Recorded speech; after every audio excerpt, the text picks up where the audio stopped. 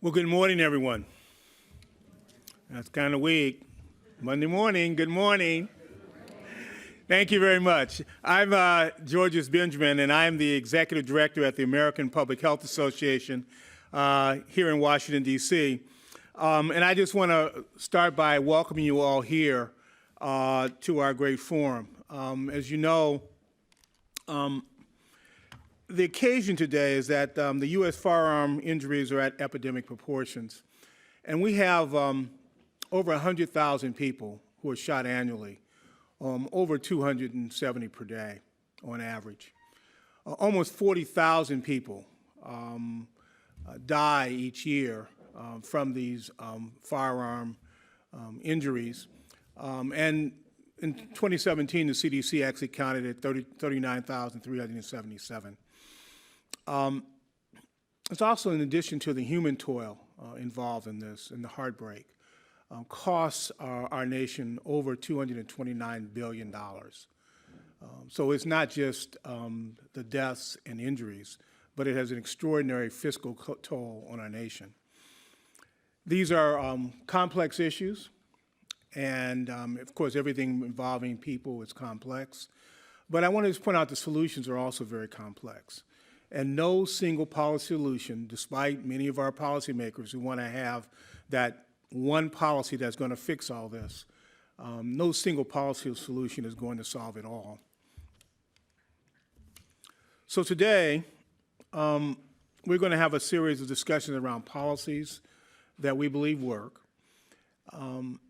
It's important to build that on a solid framework, and I think we all believe that universal background checks are the core foundation for effective policy. And so you're going to hear us talk about this, but through the context of all the policies that we're having today. We brought together some of the world's leading experts to discuss a series of policies that have a strong evidence base. Again, we call these policies that work. And our goal is to inform the leaders that are having this debate on the Hill right now and down in the White House to enable them to take action. Now, the format today is that we're going to basically have two panels, and those speakers will get up, make their presentations, and then, of course, we'll have hopefully a vigorous Q&A following each panel. So I'm going to get an opportunity to moderate the first panel, where we're going to talk about extreme risk protection orders, stronger protections for victims of domestic violence, licensing, also that in the context of background checks, and restricting assault weapons in large capacity magazines. With that, I want to bring up very quickly my colleague, Josh Sharfstein, who's going to just run through the second panel's program and a couple other announcements. Josh.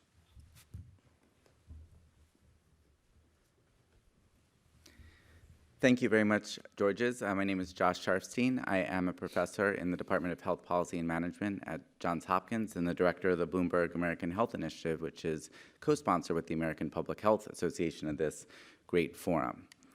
So the second panel will cover a different set of policies that work, including interventions with high-risk individuals, hospital-based interventions, projects to reduce blight in urban areas and their impact on violence. And finally, we'll talk about the importance of gun violence research. And for each of these topics, as Dr. Benjamin said, we have brought in from around the country one of the top experts to go through the evidence. Let me just say that the American Health Initiative is proud to sponsor this event. We are an initiative focused on major challenges to health in the United States, including violence. And you can find more about the work that we do, including fellowship opportunities at Johns Hopkins at americanhealth.jhu.edu. We also want to make today participatory. So we know that we have a lot of people watching the webcast right now, so thank you. And second of all, we're going to be on Twitter with the hashtag #GunPoliciesThatWork. And you can follow @Public Health for the American Public Health Association and @American Health for the Bloomberg American Health Initiative. So thank you, and I'll turn it back over to you, Dr. Benjamin, for the first panel.